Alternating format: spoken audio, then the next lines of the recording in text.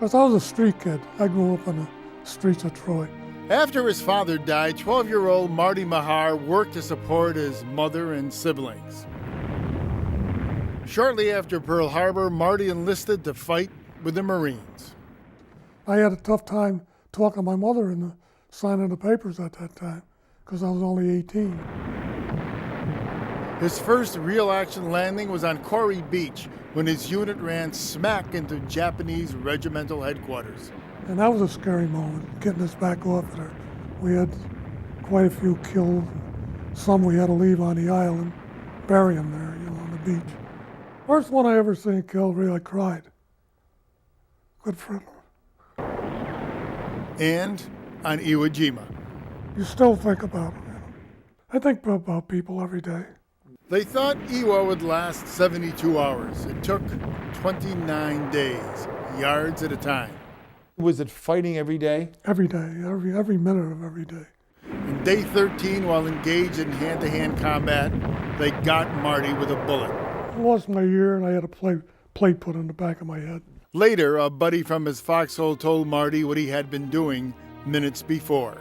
I had a letter in my helmet that I got from my mother while we were aboard ship. And he told me after the war,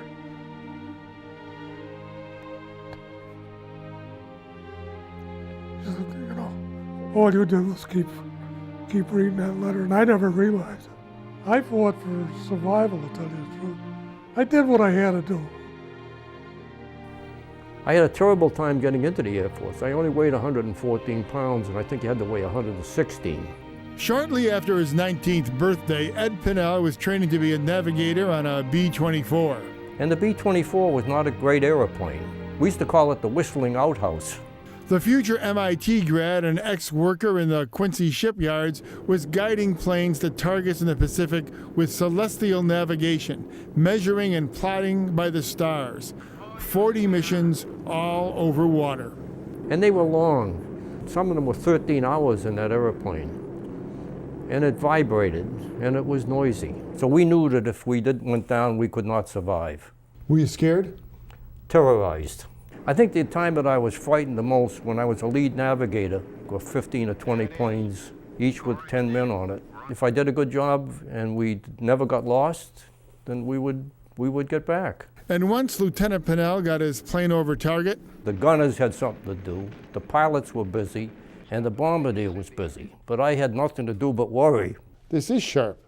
He still has a piece of shrapnel, one of hundreds, that pierced his plane. Did you think about yourself as a hero? Never did. I was awarded the Distinguished Flying Cross and an Air Medal. It meant absolutely nothing to me. It wasn't necessary to be patriotic. This was the right thing to do. For Pinnell, the right thing to do was avenge an attack on December 7th, 1941. You felt a great sense of satisfaction, but it was inner satisfaction, nothing overt about that. What I did was all right as far as I was concerned. In Mechanicsville, 18-year-old Stephen Dennis enlisted in the Navy right after Pearl Harbor. Then I was already on the ship the 26th of December. 14 days? That's all. I got my shots, that's all. No basic? No, nothing. That's how fast they needed us. My 19th birthday, we're invading Guadalcanal. It was beautiful until I see people die. Dennis's baptism of fire was on the light cruiser Atlanta, blown out of the water on November 1942, Friday the 13th. It did lift us up. 2 torpedoes hit us and 49 shells. I see the sharks eating guys in the water. Everybody was scared.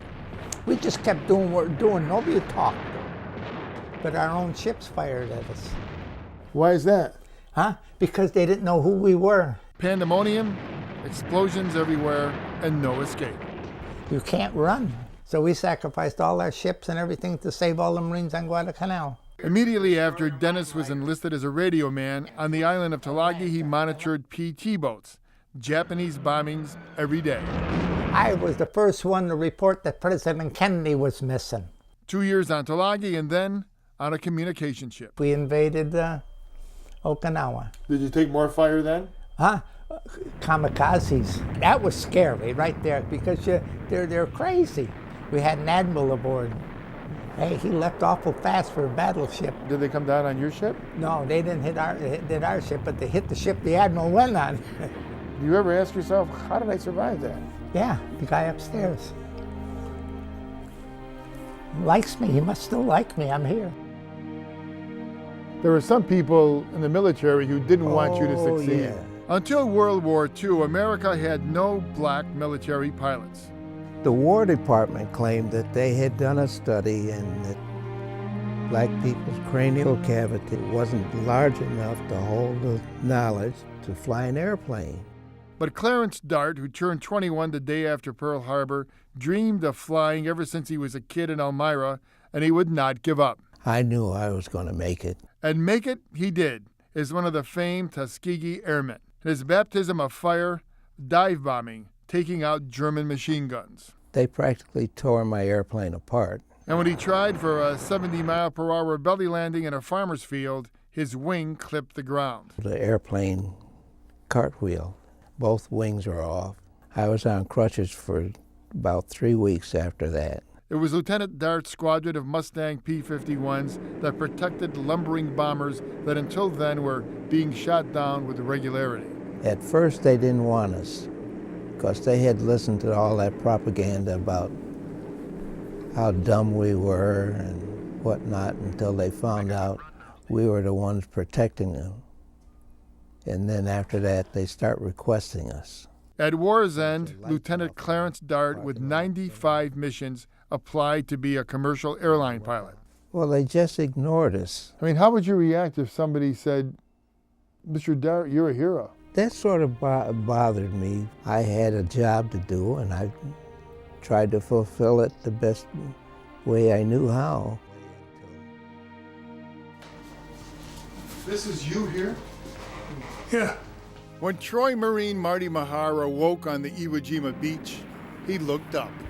And a Catholic priest was giving me the last rites. I told him I didn't need them.